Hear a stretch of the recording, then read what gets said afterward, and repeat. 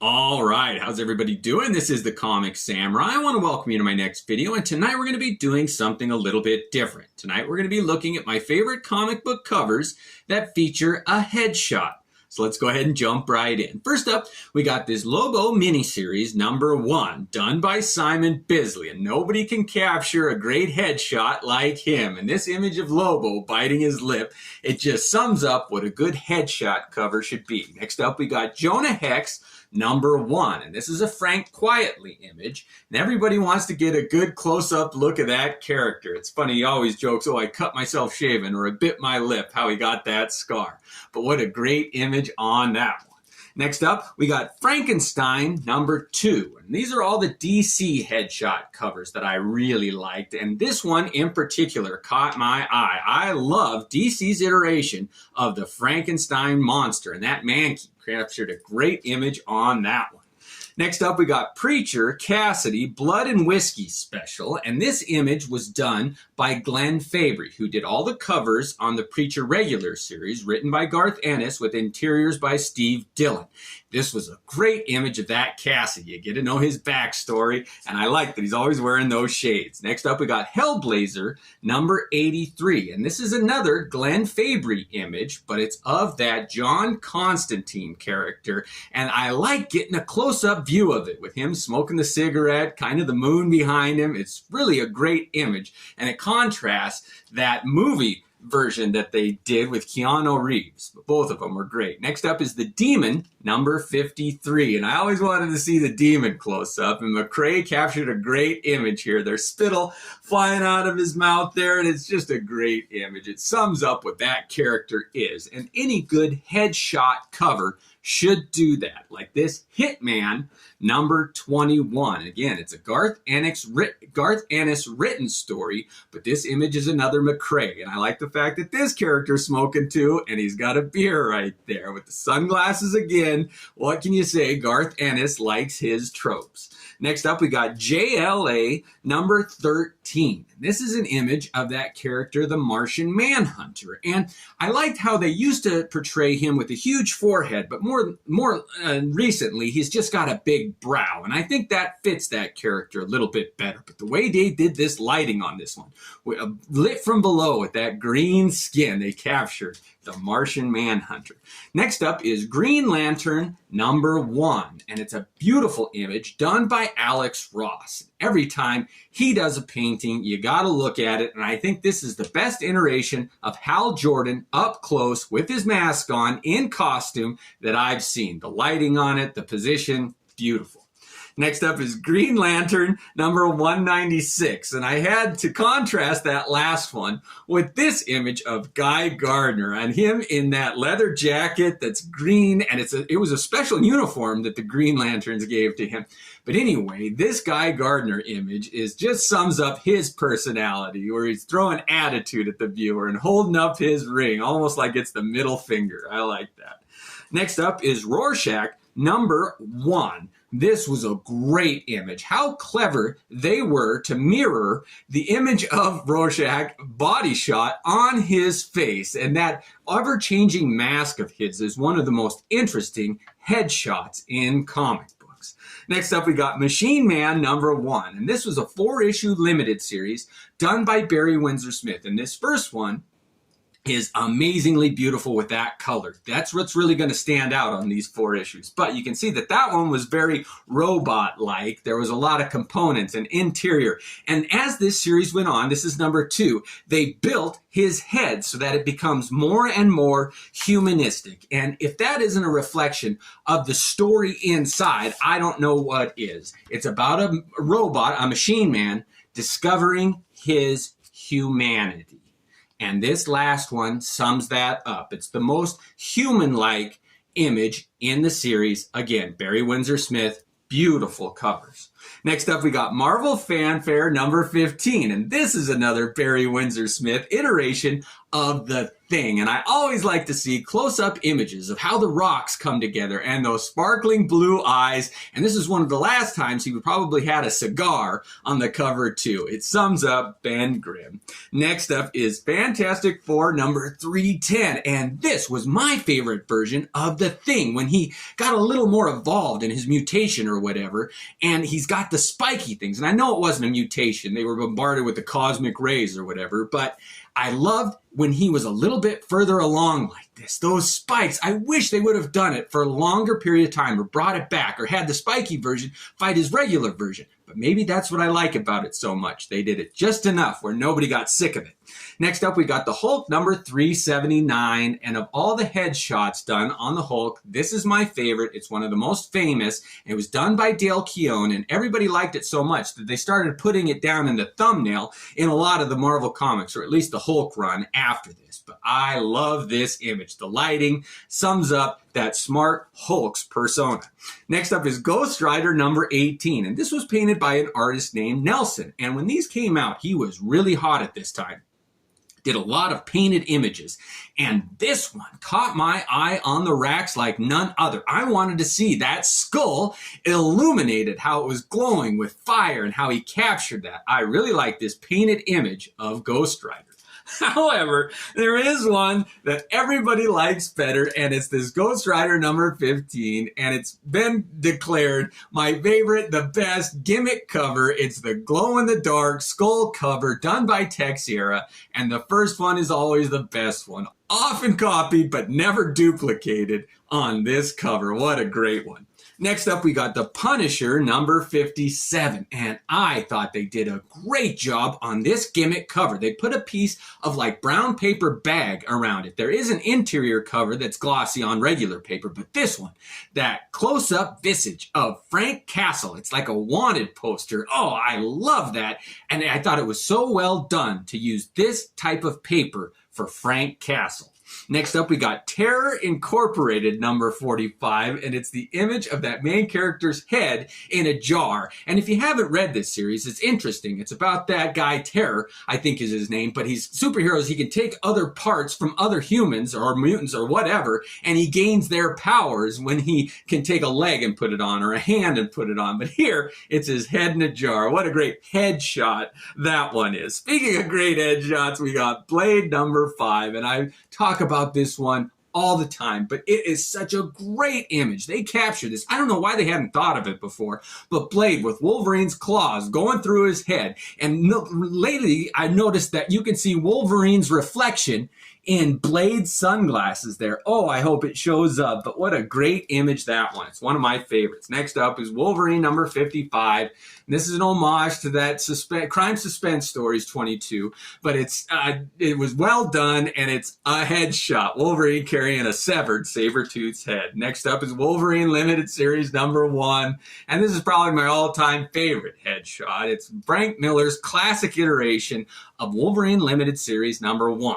And what a way to kick off that miniseries. Next up, we got G.I. Joe number 40. And what a great image this is. I think it's Roadblock, one of the grunts, just blowing away with his big cannon of a gun and the muzzle flare illuminating his face. A dynamic image done by Mike Zeck on G.I. Joe.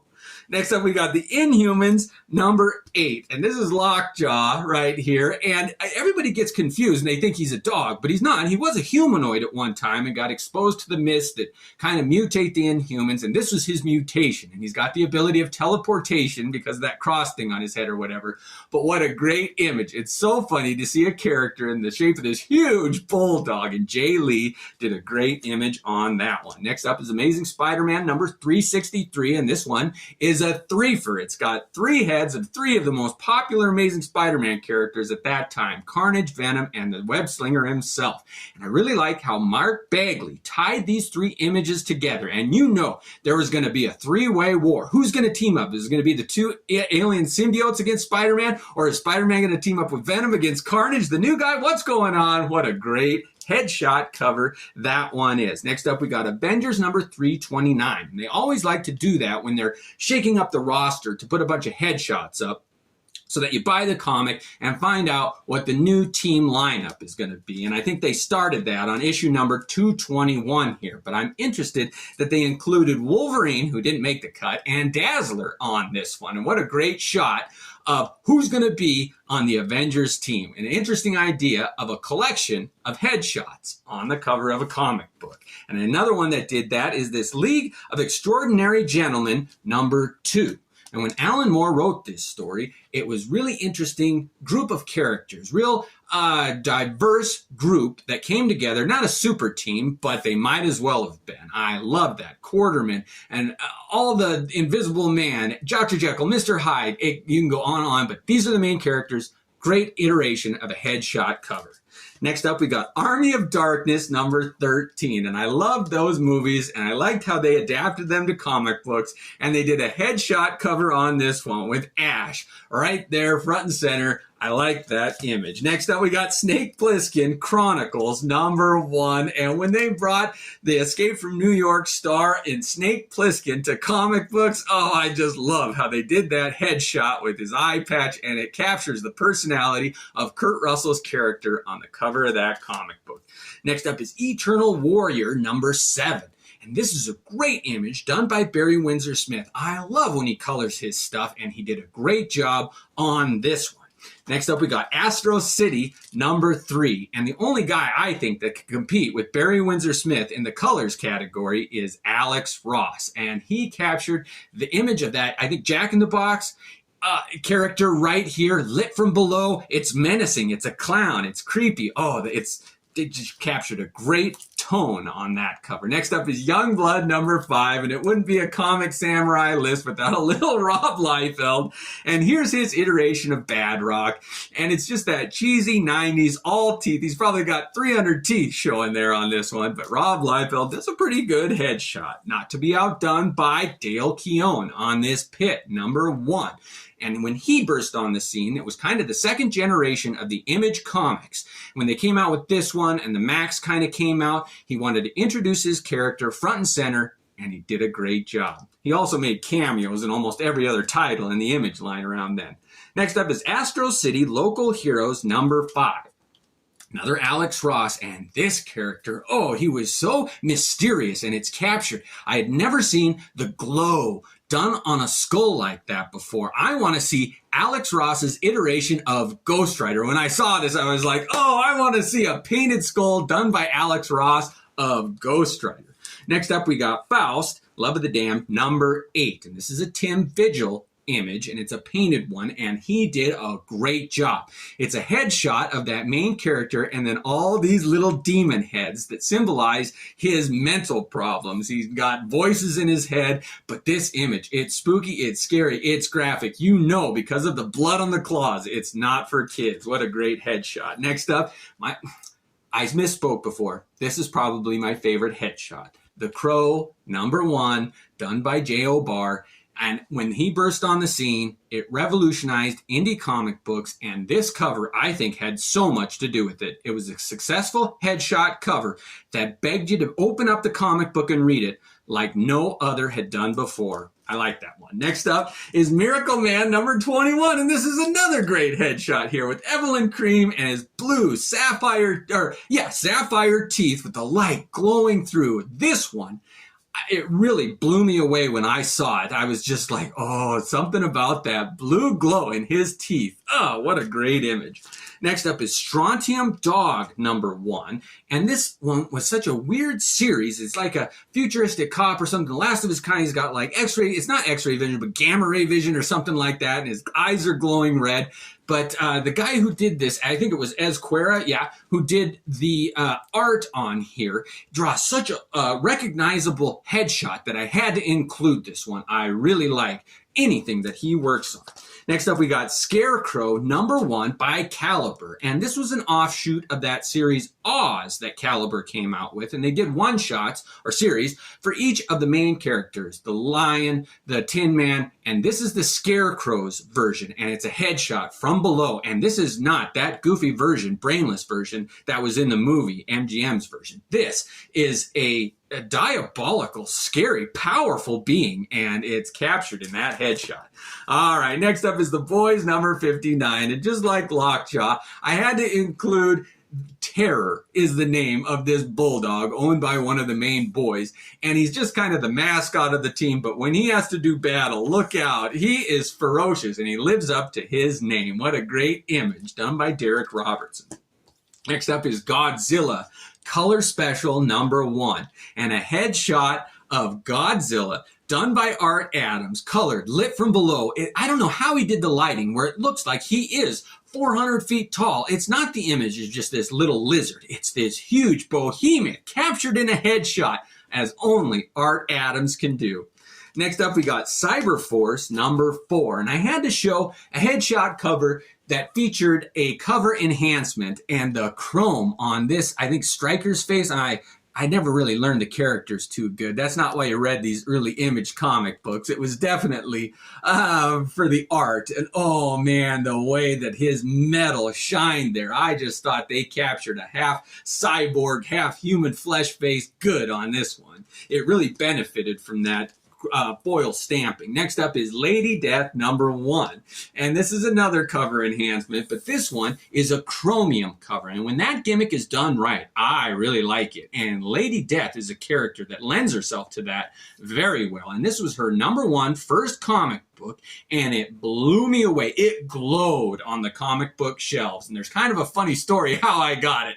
And I'll do it someday, tell you about it. But next up, we got Crazy Man number 1. I believe this is a Neil Adams cover, but in any event, it's a die cut cover, and you can see how the edges are traced on that character's face, and I dig it. I like my comic book gimmick covers. They're fun. Next up, we got Shadowhawk 2 number 3, and this is a shot that's very reminiscent of Shadowhawk number 1, but the difference on this one is that you can take it, and there was a flap that you undid, and as you opened it, you got to see a reveal of what the character's identity was. So as you did this cover enhancement, they had never told you what the main character looked like. And so you finally got your first look at him on this 3-panel fold-out gimmick cover. Oh, what a great headshot. And lastly, this is a fun one too. This is Hard Boiled number 3, written by Frank Miller, but art by Jeff Darrell. And I loved this cover. It's a wraparound. It's got 2 images on it, but on this one, it's a headshot, and that's a double meaning on this one. Oh man, somebody really blew his head off. I mean, it is a headshot, and you get to see it from the back. And when you look at this comic, from the front or from the back, you get to see the front of his face, and the eyeballs are hanging there. It's so gory, and you get to see that the bullet that he got shot with continued through and hit some thug in the background. But what a fun image and what a fun headshot to end it on. So those were my headshot comics, and I know I missed tons of them, and I had plenty more that I had to whittle it down to. So let me know what your favorite is that I left out. Thanks for joining me tonight. It was so much fun. Have a good one, and thanks again.